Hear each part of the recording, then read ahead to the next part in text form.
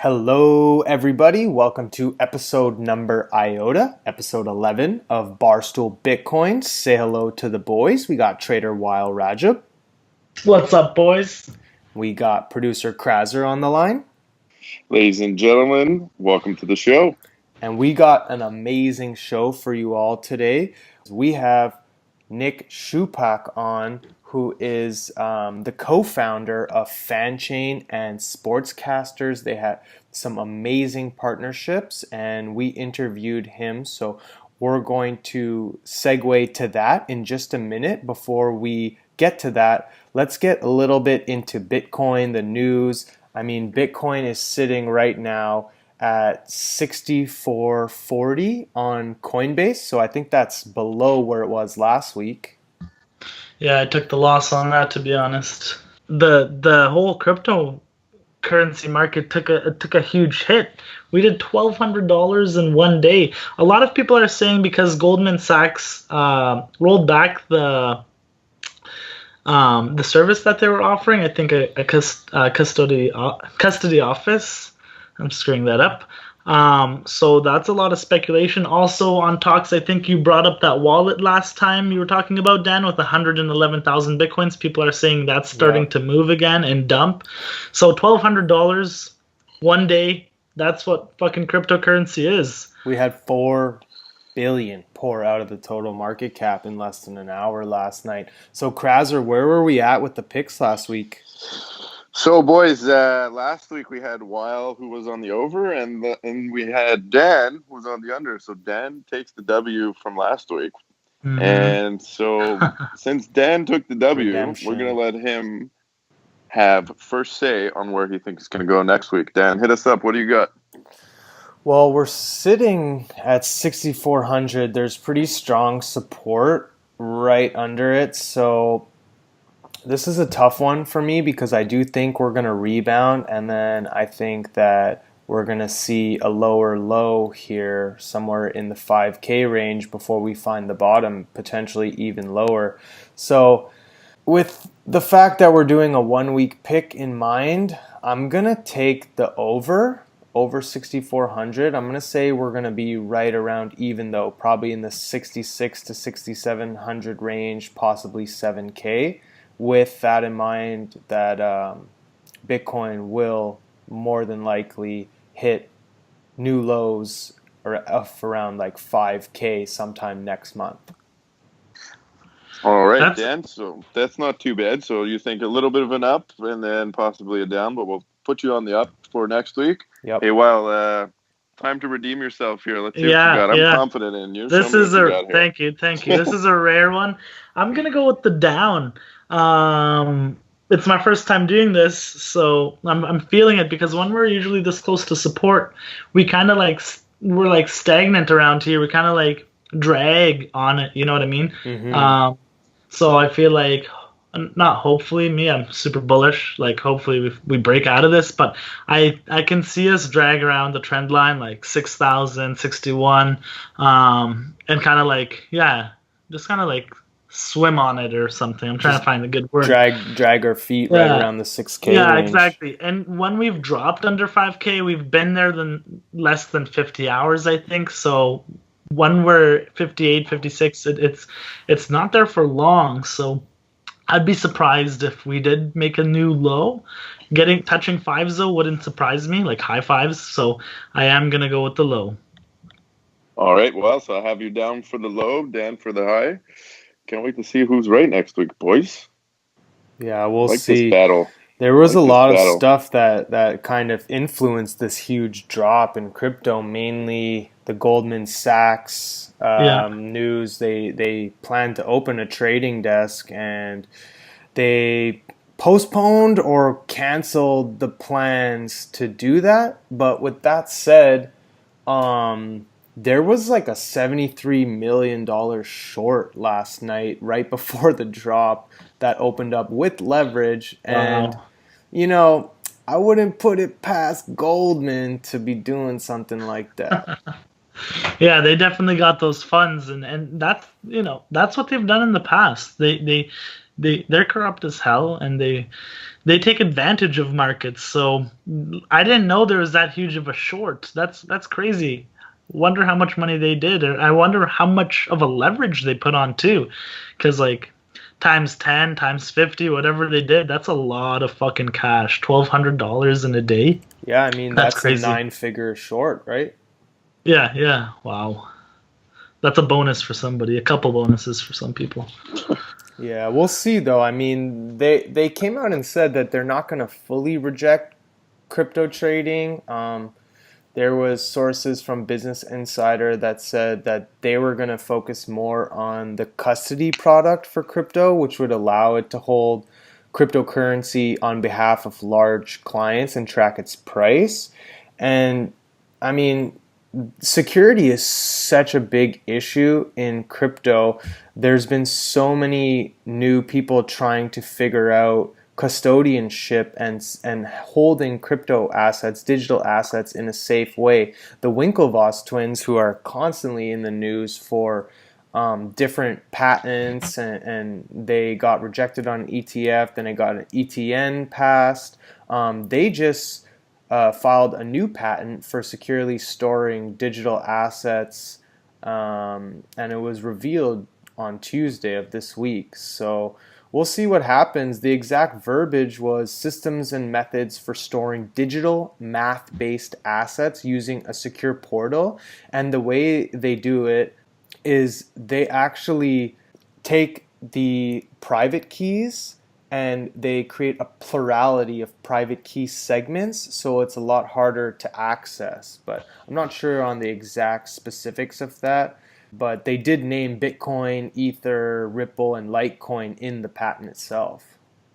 I have a question for you guys. Yeah. Have any of you guys Yeah. wanted to be a billionaire? Of course. Yeah. You know how we visited South Korea, or was it North Korea, North Korea. last time? Yeah. I got another adventure for us. Well, Let's and do this it. includes becoming a billionaire. So, you know, everywhere around the world is suffering right now with crypto prices except for Iran. The crypto right now, Bitcoin specifically, is trading around 25,000 US there. But in their currency, it's 1.1 billion rial. So if you have a Bitcoin and you want to become a billionaire in Iran, it's a bit dangerous out there, but they're selling for extremely high because of the relationship with the US, and they got banned using Swift, and I guess it's really affecting the country and whatnot. So everybody's turning to cryptocurrencies, and they're, like we mentioned earlier, they're releasing their own cryptocurrency, which is back to their currency, the real. So it's crazy that this is going for 25 grand as of today. While it's dropped $1,200, it's up like 400% across the world. There's definitely got to be some people arbitraging out there. I mean, although it's pretty dangerous, I would assume that's like, quadruple the price almost. Yeah. And well, I'm assuming whoever's selling it either is not putting that cash in the bank because it's very risky to do so. It's got to be physical cash, I would assume. Yeah, or definitely. Or it's gold or something. Yeah, with gold too. I wouldn't doubt that in the Middle East. As well as Coinbase, they are releasing an ETF. I'm not sure if you sold that. They're planning on it. And I think this company has the best chance to get an ETF accepted because they are working close with regulators, SEC. They're one of the first companies to name Bitcoin on their platform as a security. So it's like they're working close with the government, and they've done like everything up to par for what they've wanted from them. So I think that these guys have the closest chance to enabling that market for themselves, which would unlock a lot of money. Coinbase is doing so much. I agree with you. Yeah. Because they've been leading the way, working with regulators, and they probably will be the first ones to get their ETF approved. Yeah, I mean, the big thing for Coinbase is they've been used mostly for larger investors to just store their crypto because it's so secure compared to like all these other options because they've been working so closely with the regulators. But not sure what the date is you saw on that, but I know everyone's like closely just anticipating the VanEck ETF that's coming out soon. I'm I'm seeing like if that gets declined, then there will be a prolonged bear market. But if that gets accepted, then people are expecting a price jump. But related to the Coinbase, they're speaking to BlackRock blockchain division for advice on this matter, and they're managing up to 6 trillion in assets. So if this is like a partnership and these are the guys that could pull it off, and managing 6 trillion is a ton of money. Just throwing $1 trillion in the crypto market, we've never been that high. 860 was the max for us. Yep. So if we have this great partnership and they do push forward, that'd be huge. But do you know the date? Is it September 20th for the following? Yeah, I'm not sure the exact date. I think that sounds right though. September 20th. I think it's the third week of September. Yeah, that's like a day you want to probably be at the computer. I heard some people say they're going to be on BitMEX and they're going to times 100. If it's denied, they're going to short. And if it's accepted, they're going to long, which What do I you wouldn't think? recommend. You think it's going to be I accepted or denied? I have a feeling it's going to get denied, to be honest. I would agree with you too. But the last one got denied because they didn't have any actual Bitcoin, and this is different because they have a fund which is gonna back up the Bitcoins. I don't know how many, but it was hundreds of thousands of Bitcoins. So they actually have physical Bitcoins to back up, and that's a lot better than just offering futures and leveraging when you don't actually own any Bitcoin. So hopefully they do get accepted, and I think I will be at the computer to watch what happens because it's kind of good to study these things. Big Maybe opportunity. next ETF, and a huge opportunity too. So I would like to see where it goes, and then what happens to the whole crypto market, how much we're going to lose or gain in market cap, and especially Bitcoin, what's going to happen. I think regardless, that day, alts are going to get fucked. So do not try to buy some cheap alts on that day. You can, be patient and stuff like that. Yeah, I'm going to be looking to get into a good margin trade on that day too, whether it's with an alt or with Bitcoin or both. Yeah. That's a smart idea. You guys heard of Crypto Kitty, right? Yeah, the game. It's like digital assets. So they're like kind of like Pokemon cards, you could say. And they're all unique. So, if I have a Crypto Kitty, for instance, this one's called Dragon. Just looks like a pink little kitty. And they're all, like I said, unique. So I won't have the same one as you. This Crypto Kitty sold for the highest price as of today for 172 grand, 600 ether. Imagine buying like a Pokemon card or something for that price. This crazy. Is crazy. Yeah, it is. It's just a virtual card, a collectible, you could say. Huh. It's kind of, mind-boggling, to be honest. Yeah. The price is $9 average. The guy paid $60 for this one, and he resold it for 172,000. Wow, that's insane. But it's like those snakes. Crazy. Have you guys seen the emoji pythons? Have you ever heard of that? Which platform? No, it's a legit snake, dude. Like it's a python, and they've like bred them over a series of, I guess, generations, and they actually changed the genes so that their spots are emoji. Like, look it up on Google. It's called the emoji python. And then it went from being like a $40 python to like $1,000 python over a couple like generations of breeding. Oh my god! Holy shit! Pulled that up. I'm looking at that too. You know what it looks like? The picture that I'm seeing is those fucking kid fries you buy at like In-N-Out or whatever. Oh yeah. The tasty ones too. Yeah, don't bite this snake though. Fuck. Yeah, but boys, that's crazy. I think this is a pretty good segue here into our interview. What do we think? I think so too. Yeah, definitely. Let's jump right into it. Yeah, so thank you, boys, for listening to the pod. As always, we got an awesome interview coming up. But first, just a word from our sponsors. This episode was brought to you by BitMEX. BitMEX is a cryptocurrency derivatives trading platform. There's no expiry dates. You can use up to 100 times leverage. The platform is on point. The UI is super easy to use.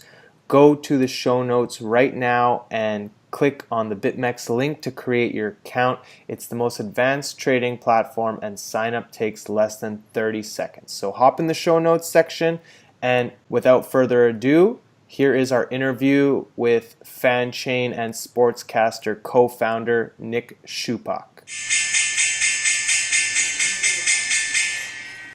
We're very pleased today to welcome co-founder of Fanchain and Sportscasr, Nick Schupak. Nick, how's the summer going? Hot. I'm in New York, so we not only get the heat, but we get the humidity. Yep. Well, we know how that is as well. We're pretty humid up here in Canada, where Weil and I both are. But we're very pleased to have you on the show today. Thanks for coming on. I know that sports is growing and crypto is also growing. So how do the two interlace? How do they tie in together? Like, how does sports and the fans of sports react to the age of blockchain? Well, that's a good question. And I think it is probably most helpful to give a really quick lay of the land on what Sportscasr is, what Fanchain is, and how they operate together, and how they also operate independently of one another. And I think by the end of that summation, we'll approach something that resembles an answer to your question. So Sportscasr is the social live video streaming platform where anybody in the world can choose their sportscaster, or at the push of a button can be the sportscaster. It's super low latency, lower latency than anybody else, in fact, so that you are always in sync with the game action. And for those interested in being the sportscaster themselves, Sportscasr enables you to do so without the use of any third-party software. So it really is just the click of a button, pretty plug and play. And Fanchain is the fungible, non-fungible hybrid token, and we can get into the nitty-gritty of exactly what that means in just a bit. And it's the decentralized ecosystem that enables sports entities of all sorts, teams, leagues, sports publications, etc., to reward their content creators and passionate fans. So the way that Fanchain operates in Sportscasr is it is ostensibly the digital currency within the application. So when you tip one of the sportscasters you like, or you send them a digital gift, the rewards come in the form of Fanchain tokens. Now, what we recognized was so powerful about blockchain technology, and what's more, the proliferation of it into something pretty widely adopted, and as you mentioned, becoming more widely adopted, growing very quickly in the public consciousness, is the ability for other entities to utilize that same system of rewards to content creators and to passionate fans. So where I think that this becomes something very intriguing to the general sports public is by creating this unified system of rewards, teams and leagues, among many others, are able to really pull the fan into the fabric of their operation. So an example that we like to give that makes it very real world, that makes this come to life, is if a fan of Manchester United, let's say, goes into a store or uses an online store to purchase a T-shirt, and using fiat currency, it's a pretty simple transaction. I send you the cash, you give me the T-shirt, and that's that. When you use Fanchain tokens, you are recognized instantaneously as a value creator for that brand. So if I'm out there earning Fanchain tokens because I can't stop talking about how great Manchester City is, or Manchester City, that's my team. But if I'm talking about Manchester United, everybody else's team, I'm identified as a value creator. So I'm out there, I'm a champion for the team. I'm not only saying that I think we're going to win a lot of games this year, but this is a family that you want to be a part of. So the brand is instantly able to recognize me as a value creator. And therefore, when I get that same T-shirt using my Fanchain tokens, I'm now eligible for whatever rewards the brand, in this case Manchester United, or even a T-shirt company, might want to give to me to further encourage me to be a greater champion of that brand. So I might get free tickets, I might get discounts on my next purchase, or whatever other options there might be to get further rewarded for being a champion of the team that I already love. Mm-hmm. Yeah, it's pretty cool. Everybody likes free incentives, especially if they get to rep their team. I have a quick question regarding Sportscastr. Mm-hmm. So what are the requirements for somebody to start casting, or can somebody, like any Joe, start casting their favorite team? Just be wearing clothes. That's a fair rule. That's definitely good. The beautiful thing about where live streaming video technology is that it's really become ubiquitous. It's how younger kids are communicating with each other all the time. Yeah, definitely. I do agree because... Go ahead. Sorry, yeah, I was going to say, it's not new technology. I mean, we're friends with some of the guys who were there on the forefront back in the mid-'90s when they were trying to figure all this stuff out, when Real Player was a thing. And it's really only with the evolution of cell phones, of mobile technologies, and really just simply the speed of the internet that has connected the world through live streaming video, that we're able to bring this entire industry into a really new and fun place. So to answer your question, the beauty of Sportscastr is that anybody in the world can become the Sportscaster. So something that does for, let's say, a team, is if you're a team in the German Bundesliga and you have fans all over the world, but all of your commentators, or typically your two homogenous commentators, are only speaking German, that's not a very personalized experience, and it's certainly not a very fun experience for anybody who doesn't speak German. Utilizing Sportscastr enables that team to have ostensibly crowdsourced commentary to every corner of the globe. Yeah. No, if you're familiar with Twitch, it's very similar to online streaming. It's gained so much popularity, so I can see that this model transforms into something pretty big. So growing up as a child, I used to collect hockey cards and tangible, collectibles and whatnot. Do you see a rise in sports memorabilia, virtual sport memorabilia? Sorry, I'm struggling on that word. It's happening. It's happening. There's a number of very cool projects going on right now that are dealing with digital scarcity. That's something that is very much possible and is certainly on our roadmap to include in the Fanchain ecosystem. So whether it's something as simple as playing cards, the ability to now own something that's special is something that people are always going to be interested in. And blockchain has really unlocked that potential, whereas prior to this, all you need is Photoshop or a photo editor, and now there you go. You got your simulacrum of your Fleer or Topps card. But the projects that other people are working on and the potential of Fanchain to tap into that notion of digital scarcity is very strong and very compelling. That's cool. Well, Nick, you're the VP of Community at Fanchain. So what's happening behind the scenes at Fanchain right now, and how is the rise that we talked about of live video changing the viewing experience for fans? So something that's been in the news recently is our announcement of our official partnership with the NFL Players Association. So I think that kind of harkens to the notion that blockchain is becoming accepted by not only people all around the world, but now one of the largest and strongest unions in the world.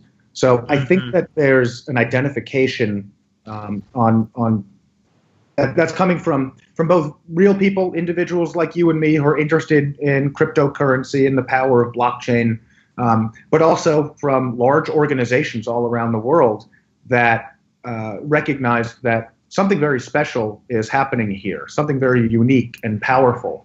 So for us to have this partnership with the NFLPA, which in real terms means that NFL players, current and past, will be going live on Sportscastr and therefore earning Fanchain tokens as the fans who already love them tip them and buy them digital gifts, etc., is a harbinger of only bigger and better things to come as more and more players' unions, more and more leagues, teams embrace this technology, or I should say technologies, because it's both the live video streaming and it's the blockchain technology that we've developed. So we're really encouraged by that. There are a number of other partnerships and relationships that we're currently working on that are going to be coming down the public pipeline very soon.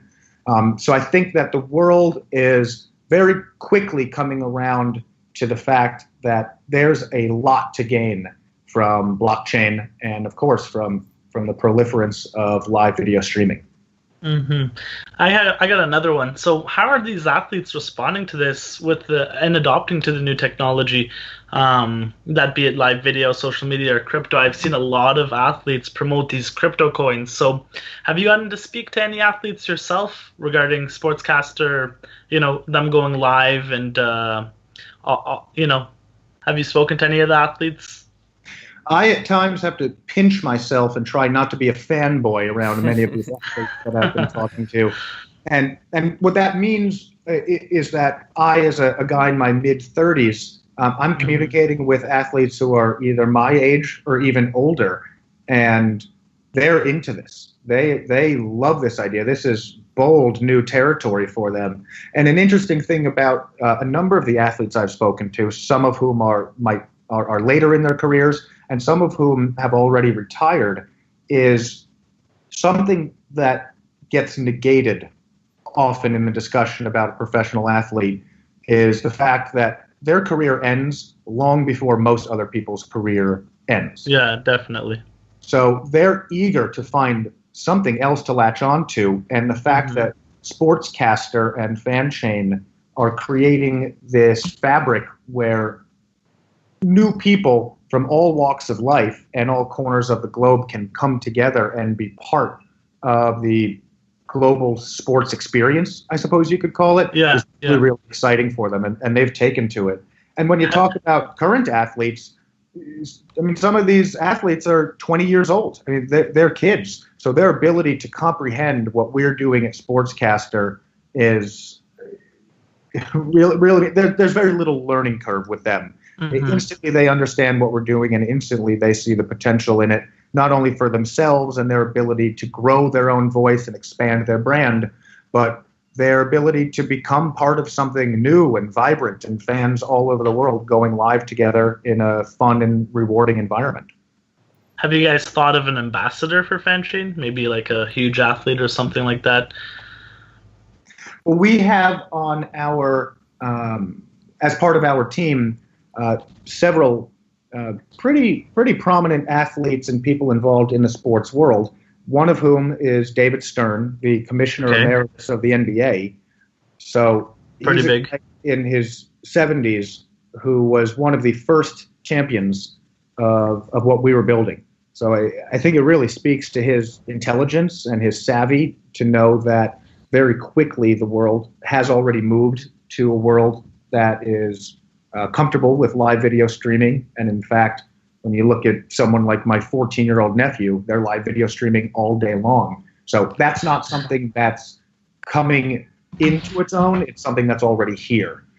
And David also recognized the potential for blockchain technologies to not only introduce new revenue streams for teams and leagues, but to engage those teams and leagues with the fans who already love them and support them in really bold new ways. So David is an advisor and a good friend. Vernon Davis, who won a Super Bowl, has been to the Pro Bowl a number of times, currently the tight end for the Washington Redskins. And when his playing career is over, you're going to be seeing this guy's face everywhere. I mean, this is the type of guy who lights up a room with a big smile. He's quick and he's sharp and he's funny, and he is such a perfect fit for our brand and our mission. And so is another advisor and partner of ours, Steve Smith, who is a former NBA All-Star, an Olympian, and also a current analyst on NBA TV. So he really encompasses everything we're about as well, being that he's not only a great athlete and a wonderful, charming guy, but is a commentator himself. Sounds like a stacked team. Yeah, I noticed you guys had some big names on there. Also, the coach of Syracuse, and I have to just tell you, I'm a huge Vernon Davis fan. More so when he was with the San Francisco 49ers. So Vernon, if you're listening to this, I don't know, I don't mean anything bad by that, but yeah, I'm a huge fan of Vernon, and that kind of brings me to my next point, because the sports market is getting and has been fragmented for a number of years. And how do you see blockchain connecting the sports market, or what do you see blockchain's role being? Well, we have a pretty specific mission, and it's a big mission, but it's a specific one. And what we recognize the ability of blockchain to do is, as I've kind of said a couple of times now, is bring people closer to the teams that they're already supporting. So let me sort of break that out in more real terms than jargon. So I am a New York City born and bred guy, but my favorite team in the entire world is the Buffalo Bills. So I've always been in this place where the rest of Buffalo Bill fandom is a 6 to 7 hour drive away from me. So I'm somewhat attenuated from being a real part of that community. Message boards are great. I'm pretty darn involved. I'm probably more involved on them than I should be, especially during work hours. But what Fanchain enables a person like me to do is get rewarded in tangible ways for being a champion of the Buffalo Bills. So when I go on a message board and I talk to my community, that of course has its rewards for me, because I get to have good discussions, and maybe I get a like or two on Facebook. Honestly, usually not. Usually the opposite. But if I go out and encourage people to check out the Buffalo Bills, we're a wonderful family, preach Bills Mafia all day long, I'm now recognized by my favorite team as a real diehard fan. And if I'm doing that in a system that has no connection to a reward system, I'm kind of shouting into a vacuum. If I'm doing that in a place that's connected to the Fanchain ecosystem, and I'm earning tokens associated with the Buffalo Bills, I'm now marked as a super fan that's creating value for my favorite team. And that means that I'm now eligible more than anybody else in the world for rewards that could be tickets to a game, that could be sort of private access to a stream from one of my favorite players. So let's say Jim Kelly is going to give an update on how he's feeling.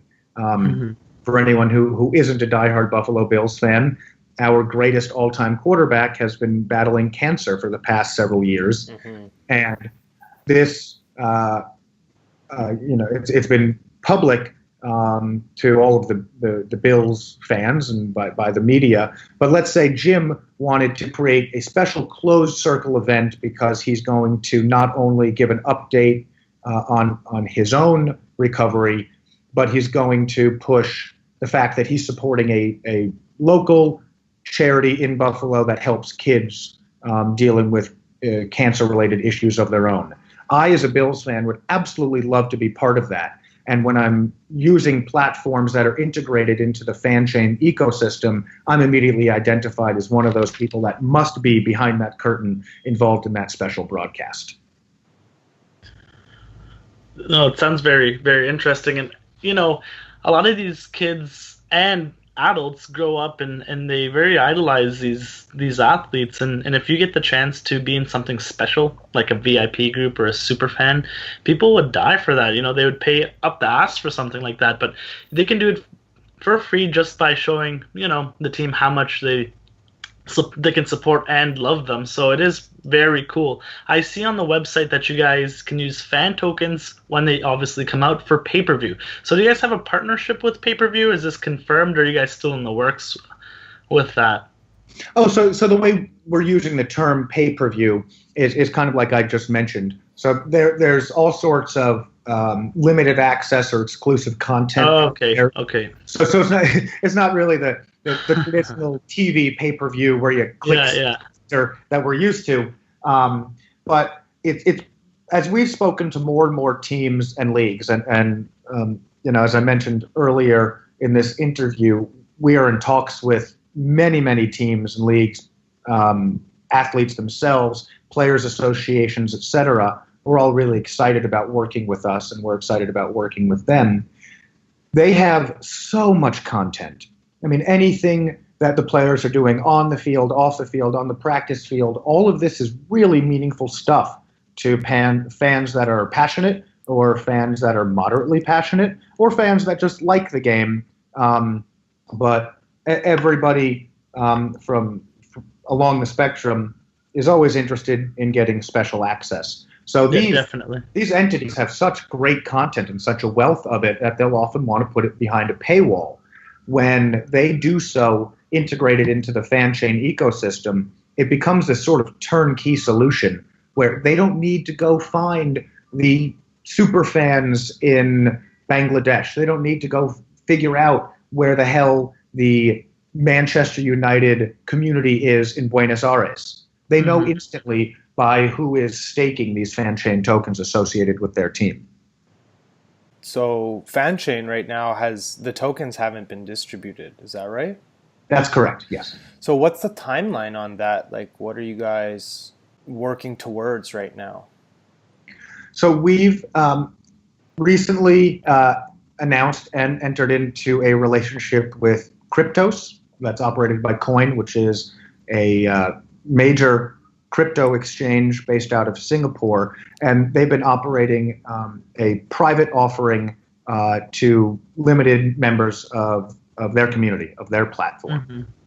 We've also been through our advisors at Transform Group, who actually, I'm not sure if you quite noticed this, but on a recent episode of yours, you mentioned their founder, Michael Turpin, and his now kind of becoming infamous lawsuit against AT&T. Yep. Working in private ways to distribute Fanchain tokens. So the ultimate release of them is slated for, the best I can say right now, a bit later this year. But to be honest, the way that it so often operates, I'm sure you guys know and all of your listeners know, and that we now know firsthand, is once the community gets involved in this and it starts to catch fire, and our community has been so supportive because of the sort of obvious potential of a crossover between blockchain technology and the sports community, this thing is growing organically. So our Telegram group is growing by the thousands every day. We have not only people constantly asking us questions and about how they can get involved, but we've had a number of people now say, I would like to be an administrator in the Telegram group so that I can help spread the word faster and faster and help you guys really grow this fan. That's awesome, having people want to spread the word for you guys and essentially shill the coin before it's even released. Do you see there being a problem at all with doing a token distribution during the bear market we're in? No. No, the reason I say a simple no is because we know that what we're doing will ultimately resonate and will be really important to sports fans all across the globe, to teams and leagues all across the globe, from the largest, most recognizable teams and to mid-market teams who have difficulty sort of getting above the fray, and to smaller teams. So it was interesting, actually, in that that podcast of yours that I just referenced, where you talked about Michael Turpin's lawsuit. You gave just wonderful advice to people who are looking to invest in cryptocurrencies. And it got me to thinking about just how alluring the interfaces we all use are. You know, Binance and Bittrex, they've got numbers flashing at you, and it's green and it's red, and things are moving all over the place, and every last signal is tempting you to click buy now, sell now, act quickly. Yeah, and that's how you get yourself into trouble. Look, whether it's a bear market, a bull market, or everything is totally flat, at the end of the day, the ones that win out are the ones that have good missions, that have good, honest people behind them, and have communities who believe in what they're building. Not for how much is going to go into my wallet tonight, but for how is this going to change the landscape and the experience of a particular industry or market for the long term. So we're not concerned about where the market is right now insofar as it pertains to Fanchain or its distribution, because the attention that we've gotten from, for instance, the announcement of the partnership with the NFLPA, the fact that I'm sitting here talking to you guys, the strength and the fervor from our community, and the simple fact that we really do believe in this mission. We believe in it wholeheartedly. We're sports fans, and we've been involved in the sports media industry for a very long time. As a group, our roots go back to the 1970s, when you're talking about, creating sort of taking revolutionary outlooks on the sports media industry. So no, not concerned at all by the bull market, because we know that what we're building here is honestly it's special and it's important. Well, we totally agree. I think that a lot of tokens are the value of them is driven by speculation, and the ones that have actual value are not driven by speculation, but instead by utility. And I think it's a big problem that you guys are trying to solve. And sports media is a huge industry. How do you see, you're on the forefront of it, how do you see it changing over the next couple years and maybe even a decade? Like, how do you see the industry transforming? Personalization. I think what you're seeing in how people view sports is indicative of the sort of mobile culture overall, the live video streaming culture, the Snapchat culture, things happening quickly and things being on demand. So there's this erroneous notion that younger generations, let's say people in their teens right now, are not as into sports as older generations. That's wrong. They are just as avid sports fans as any generation has been, but they're consuming it differently. They're watching highlights a little bit later, or they're watching snippets of a game, or there's often second screening while a game is on. But they're nonetheless just as enthusiastic about the Golden State Warriors as we were about the Chicago Bulls in the mid-90s. Or screw the Bulls. The New York Knicks. I'm currently wearing a Patrick Ewing t-shirt. I should probably... But habits have changed, and the sports industry has always been pretty good about adapting to new landscapes. And I think that what I've seen in our discussions with the NFLPA, the NFLPA is really run by a lot of very smart people, and we really like working with them because they are ready to jump when opportunity calls. Both the PA, the league, and the teams. Very forward-thinking, very agile, especially considering the size of those organizations. So it's really vital that all of these organizations understand, and I believe they do, that the fandom is as avid as it's ever been, but the way that their content is consumed is different than it's ever been. So, for instance, being spoon-fed your commentary by sportscasters on TV who have delivered the game in the same way that has always been delivered for the past 100 years is not something that a 13 to 17-year-old sports fan is necessarily going to want.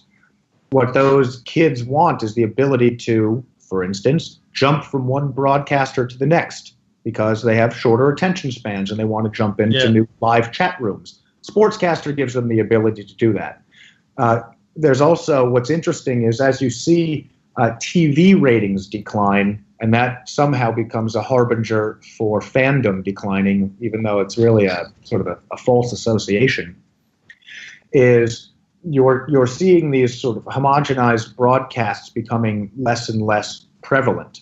But what's becoming more and more prevalent is the ability for teenager X to live video stream with teenager Y. These kids are constantly live video streaming with one another. So what Sportscaster does is it marries these two habits. On one hand, you have the fact that these kids still love their sports teams. All these kids love the Golden State Warriors, whether they're from San Francisco or not. And all of these kids are live video streaming and chatting with each other night and day. So put those two together and you have a model that is ready to take on the future of the sports media industry. And to be quite honest with you, the entities that are currently at the helm of the sports media industry, whether it's the leagues or the technology partners or the players associations or the athletes themselves, are pretty damn receptive to that shift. A lot of the industry is definitely changing, and you're right when you say that it's not necessarily correlated that because viewership is declining on these traditional broadcasts that the actual fandom is declining as well. I think it's inversely related in some way. Like there's a lot more fans coming out of the woodworks and looking to do their own commentary, and you see, especially in combat sports, I've been noticing that a lot of people are doing their own sportscasting. So is Sportscaster open right now for anybody to get on and start their own sportscast and commentate on their favorite teams? Boy, you gave that segue like we staged it, but I promise listeners we did not stage it. So as you mentioned, combat sports, not only are we lovers of combat sports ourselves, but that is such a potent arena for fandom and particularly for the use of Sportscaster. So we can announce here, actually, for the first time, that we have entered into an official partnership with Friday Night Fights. Friday Night Fights is North America's longest-running Muay Thai tournament. It's really an awesome tournament. Big news. What's that? I said that's big news. That's Yeah, we appreciate you unveiling that for the first time to our listeners. I'm a huge combat sports fan, and I noticed Fight Companions are getting really big, and now you're announcing a partnership for Muay Thai. Weil and I were actually in Thailand, and we saw a Muay Thai fight. It was super exciting. It's such an exciting sport, and they're such great athletes, and Friday Night Fights are such a cool organization. And so next week, Friday, September 14th, will be the debut of this relationship that we have cultivated with Friday Night Fights. So we're splitting the Friday Night Fights card with UFC Fight Pass. They're going to take some of the fights. We're going to take the other half of the fights. And when you're streaming the event live on Sportscaster, you're going to see a button in the upper right-hand corner of the stream itself that says Go Live. Click that button, and now you are the Sportscaster. We're very, very excited about this. Yeah, that is pretty interesting. I was checking out the platform, and I was trying to figure out how it works, because I read that you can basically film from the comfort of your own home or wherever you might be, as long as you have a reliable internet connection, and it actually creates a broadcast booth around you. Is that right? Ostensibly, that's what we want to be giving you is the tools to deliver the most professional looking broadcast you can. So what we're using right now to mimic at best a studio quality broadcast are features like a live updating score bug up at the top of the screen and a customizable lower third. That score bug It's actually pretty cool. We're the only sort of small company in the world that has a partnership with a company called Stats. Stats are the largest provider of real-time sports data and analytics in the world. And if you're watching a broadcast on ESPN or on Fox or NBC or any of those, chances are they're getting their live data feed from Stats. So what Stats is going to do with us, I should say, is doing with us, is not only are we getting those same feeds that the traditional channels and networks are getting, but they're going to be using Sportscastr, and therefore Sportscastr's users, as an incubator for new technologies. So we're going to be the first place where Stats' new analytical and data-driven features will be pushed to. So we're going to be a cool little test space for them. We also have, a couple of months ago, we implemented augmented reality features. So you point your phone at yourself and you click a button and now you're wearing a headset. Or ultimately, we're going to have various other features like microphones. And you can imagine now how many opportunities there are for co-branding. So rather than using the standard headset, well, maybe now you're wearing a Bose headset, and Bose is, paying us for that advertising space. And as technology advances, and we're able to implement, for instance, the ability to change the background, now suddenly you're commentating live with Lambeau Field in the background. So it's really important to us, and we know that it's very important to our users that they have myriad features at their fingertips to personalize their broadcast. So we'll be continually rolling out new features that'll be really fun for our users. Yeah, that's really cool. I'm looking forward to seeing how it all develops and to trying out the platform myself, because I'm a pretty big sports fan, and we're super happy that you took the time today to get on Barstool Bitcoin. Nick, is there any last words you have for our listeners? Well, first, I want to say thanks so much for having me on.